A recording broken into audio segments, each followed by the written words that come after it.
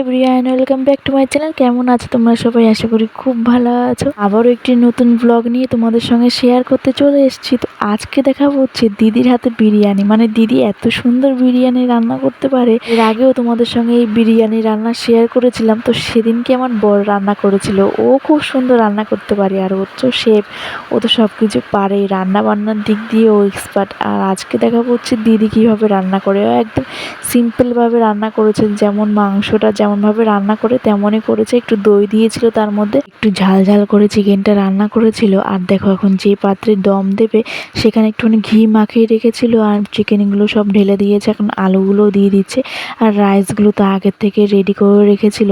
এখন দেখো রাইসগুলোও ঢেলে দিচ্ছে। রাইসটা একটু শক্ত শক্ত হয়ে রেখেছে, কারণ এটি তো আবার দম দিতে হবে, তখন তো আবার দম দিলে গলে যাবে, এই জন্য একটু শক্ত হয়ে রেখেছে। আর এই রাইসটা করার জন্য প্রথমে রাইসটাকে ভিজিয়ে রেখেছিল, আধ ঘন্টা বা 1 ঘন্টা ভিজিয়ে রাখলে তো আরও ভালো হয়। আর তাছাড়া মানে ভিজিয়ে রাখলেই হয়। আর জলটাকে গরম বসিয়ে দিয়েছিল, জলটা যেই ফুটতে শুরু করবে অমনি রাইসগুলো ঢেলে দিয়েছিল। আর তার মধ্যে হচ্ছে গোটা যে যে মশলাগুলো লাগে সব দিয়েছিল, আর তার মধ্যে ঘি দিয়েছিল। আবার ঘি না থাকলেও সাদা তেল দিলেও হয়, সেটা দিয়েও হয়। আর হচ্ছে একটু হালকা হালকা শক্ত যেই রাইসগুলো হবে তখনই নামিয়ে ফেলতে হবে। আর বেশি গলে গেলে তো আবার অসুবিধা হয়ে যাবে, কারণ পরে তো আবার দম দিতে হবে, তো দমেও তো একটুখানি সেদ্ধ হবে রাইস। এর জন্য হালকা হালকা শক্ত হলে তারপরে নামিয়ে ফেলবে। এখানে দেখো দিদির সব রাইসগুলো দেওয়া হয়ে গেছে, নিচে চিকেন দিয়েছে আর উপরে রাইস দিয়েছে। আবার অনেকে দেখি পাট পাট করে করে, মানে হালকা একটু রাইস তারপরে চিকেন, সেভাবেও করা যায়, তো সেভাবেও করি।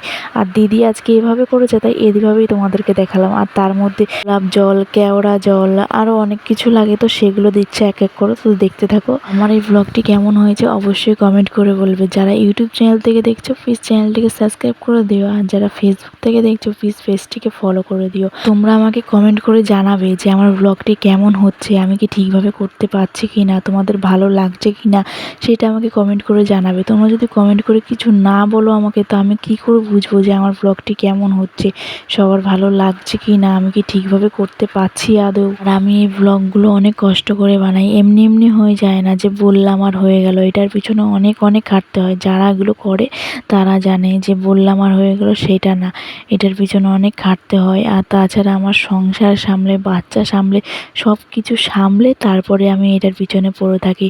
নিজেকে ব্যস্ত রাখার চেষ্টা করি সব সময়। আর এত কষ্ট করে যে ব্লগগুলো বানাই, তোমাদের যদি ভালো না লাগে তাহলে আমি সামনের দিকে এগোবে বা কী করে, আর কষ্টের ফলও বা পাবো কী করে বলো। তাই তোমরা কমেন্ট করে জানাবে আমাকে যে কেমন হয়েছে। যাই হোক, অনেক কথা বললাম তোমাদেরকে, প্লিজ একটুখানি কমেন্ট করে আমাকে জানিও সবাই। আর দেখো দিদি এখন ফ্রুট কালার দিচ্ছে, যাতে রাইসটা একটুখানি কালার হয় আর দেখতে ভালোও হয়। যারা বিরিয়ানি রান্না করতে পারো তাদের তো কোনো কথাই নেই, তারা তো পারোই অবশ্যই। আর আমাদের বাড়িতে কিভাবে রান্না করেছে সেটাই তোমাদের সঙ্গে শেয়ার করলাম। আর এখন ফুড কালারটা দেয়া হয়ে গেছে, আর এর মধ্যে না কারি পাতা, পুদিনা পাতার রস, তারপরে হচ্ছে পেরেস্তা, এইসবও দেয়। তো এইসব আমরা কিছুই দিইনি, পেরেস্তাও দিইনি, না কারি পাতা দিয়েছি, না পুদিনা পাতার রস দিয়েছি, কিছুই দিইনি। আর এখন দেখো দিদি বিরিয়ানি মশলা দিয়ে দিচ্ছে, যেটুকুনি লাগবে সেই পরিমাণে উপর দিয়ে একটু ছিটিয়ে দিচ্ছে। হ্যাঁ, এটার মধ্যে দিদি আমল দুধ দিয়েছিল। তো আমল দুধ না থাকলে গরুর দুধও দিতে পারো, তাতে কোনো অসুবিধা নেই।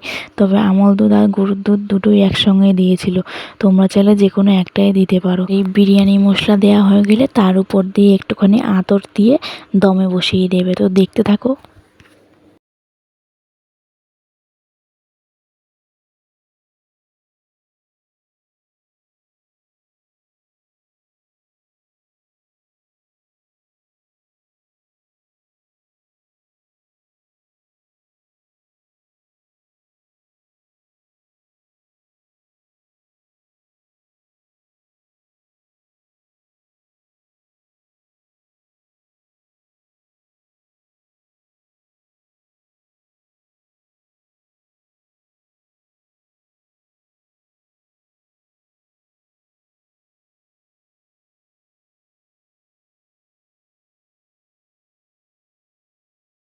এই দেখো আমাদের বিরিয়ানি দমে বসিয়ে দিয়েছে, তো নিচে একটা তাওয়া দিয়েছিল যাতে লেগে না যায়, লেগে গেলে তো অসুবিধা আছে তাই না।